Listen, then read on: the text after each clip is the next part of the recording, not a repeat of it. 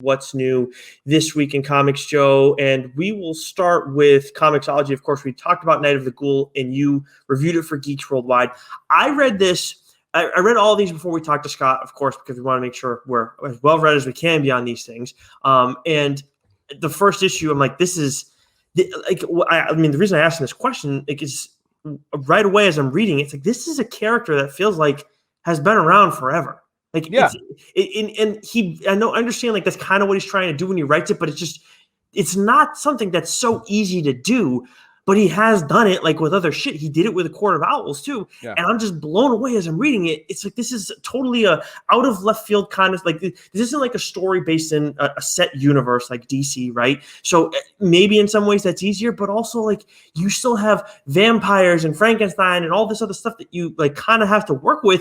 And it's like, this thing has been there the whole time. And that blew me away with this story. The whole thing's good in general, but that one aspect of it is like, this is why I want to read it more. Yeah, and there was like, I don't want to spoil anything, but there was a moment where one of the characters, he talks about the ghoul, and sort of describes like what he is, what his mythos means, in the creation of that character and this film. So I read it, I loved it, and the thing I loved about it, Nick, and I mentioned this in my review, is that it when you read it, it has that sort of universal monster movie feel to it, right? It really does, with Snyder's writing and Frank Avella's art. It really does sort of take you back to that golden age of horror films, and then you add the mystery of of the film and all the misery that sort of followed it. Because was it The Exorcist, where there's like this curse. People have, died, been around. There's one of those movies that has sort of like this quote unquote curse attached to it. And that's sort of the feel you kind of get, it's Poltergeist. Poltergeist. Thank you.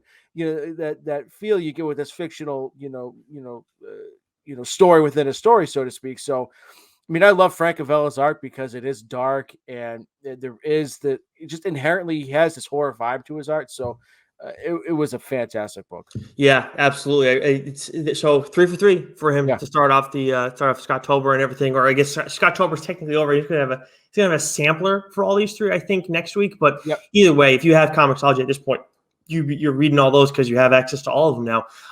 But then we got some other stuff. It looks like, so he said it's gonna be March, and then there's another. I forget what the later date was with Jock, and there was another. I think it was the Raphael Albuquerque book. Those are going to be released like in the spring of next year or something like that, or summer, I should say. But I can't wait for those to get rolling. As for DC this week, of course, you are reading Batman. We had issue 115 out. Batcat issue 8, which you have dropped off on. No more hate rating. Suicide Squad 8. Shazam 4. Catwoman Lonely City issue 1. Batman Secret Files Peacekeeper 1 issue 1. I didn't get to read those two, but I might go back and give those a look. We got Batman versus Big Me 2. I like the first issue of that. Refrigerator Full of Heads issue 1. Are you going to read this? I'm definitely going to read it. I read some reviews that weren't so hot, but I'm definitely going to read because I love the first one so much. So this is naturally got to read this. Okay. Now I also read Nubia in the Amazons issue 1, and it was like, it's, you're trying to set a table to, a character who's been around, but like they're trying to bring her to the forefront more, who I think has a lot of potential. I liked her stuff in Future State. So, I'm willing to give this a little bit room to kind of develop, but we'll see. Wonder Girl is like this similar thing where it's kind of been a letdown. The art and everything is great, but it's just been slow moving with the plot. So I'm hoping with this, it seems like issue 2 is going to have a little bit more going. Definitely good for some younger readers, trying to get to know some new characters, but not. I'm hoping that the next issue is a little bit better. We also got Superman, Son of Kal-El, issue 4, which I think this is the one. I'm behind on this. I only read the first issue, so I fell behind. Which Jesus, Nicholas. Yes. Yeah, so I other stuff, and also I figure if I'm behind on this one, I get too far behind, and if you really like it, you can talk about it on the show. So not that we're on a shortage of books to talk about, but yeah, Nick, it's so good. So like the next issue is the big one.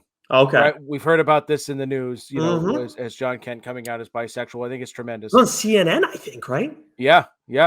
Absolutely tremendous. And so this issue was big. It's been good. So the first 3 issues, there's a lot of emotional stuff, right? It's been going on, especially between John and Clark. And this issue was just a little bit more action, a little bit less, philosophical, emotional. But I think it's setting up because we're really going to get hit with it, in the next issue. So this is one that, again, Tom Taylor, right?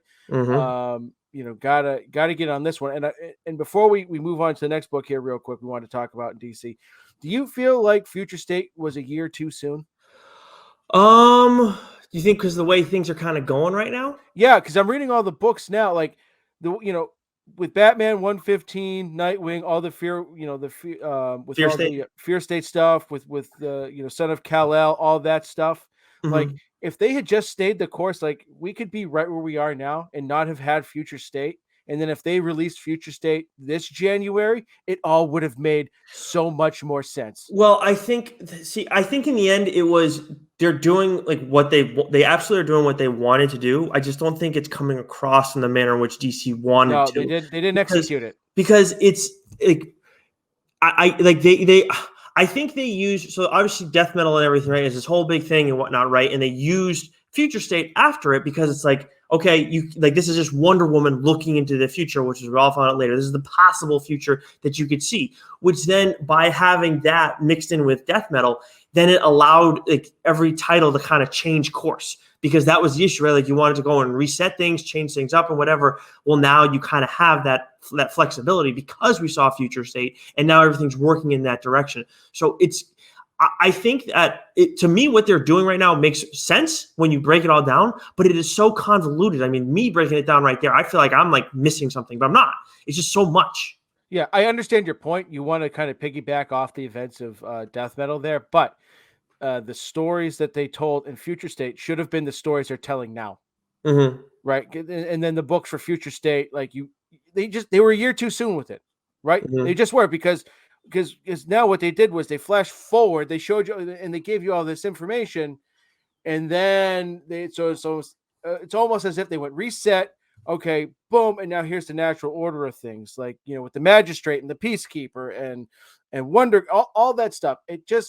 I feel like if they did the Future State event, if they had done it this coming January, they could have found a way to bring back the events of death metal in a lead up to Future State. If they waited a year, they could have done that, I think, just real easily. And it would have made those books make much more sense. They would have made those books pop a little bit more. I think I would have had a much better appreciation for Superman War of the Worlds, given that, like, because you had all this lead up as to why Clark is leaving Earth. And because that book, like Superman War of the Worlds, in that moment didn't make sense because the Clark shit really wasn't happening yet. Yeah, I think at the end of it all, it just shows like they just got too cute with it. They overthought it, man. And they would have been a lot more successful, I think, had they pushed it off. But anyways, we digress. Let's get to Nightwing. Yes, Nightwing is so Nightwing 85, right, this week. And obviously with Tom Taylor, I said it from the jump. This is a guy who's awesome and does a great job. But part of the reason he does a great job is because no character is ever safe. And as we're reading this particular issue of Nightwing, there is a character who we care a lot about in this story, without spoiling who it is, that we see like, what the fuck? And then we find out, okay. And then again, shortly after that, it's like, what the fuck? Because this is Tom Taylor, and he's so good at doing this because he just also writes a good story, and then you don't see it coming, and then out of nowhere pulls out the rug from under you. And he is just, I'm going to keep saying that he's one of the best at that. Yeah, that panel that you're talking about, I went, no way, not again. No. And then, okay, gotcha. Yeah. Makes sense. Yeah. Oh man, but yeah, that Tom Taylor's killing it. Nightwing is killing it. He did this issue was a lot better than the last one in the sense, like, because they're all tied into Fear State, and we kind of know how that goes. And so I think Tom Taylor's doing a pretty good job at navigating, having to kind of shoehorn what has been an awesome Nightwing story into that storyline. And I thought this issue was a lot better at that than the last one, because we got some good emotional stuff in this one. And I think that's where Tom Taylor shines. Yeah, he's showing he's not a one note writer. I mean, I don't think that's what he really was before, but I mean, he's just so good at killing off characters that I feel like you think of Tom Taylor, To me, that's been the first thing, but he's showing he can create a much greater story. With Nightwing, that's not necessarily easy because I've said it, like, as much as Superman is challenging, Nightwing also is not without his challenges as well for similar reasons because of the way he carries himself and views, the world and his crime fighting and everything. And Tom Taylor's done a great job with this so far, and I don't expect anything, any reason for that to go in the opposite direction. What I really can't wait for with Nightwing is that one issue that's going to be no panels, right? It's just one full thing. Yeah, is it the next issue? It's either the next one or it's 87. I can't remember for sure, but it's coming up. It's right around the corner, and I cannot wait for that.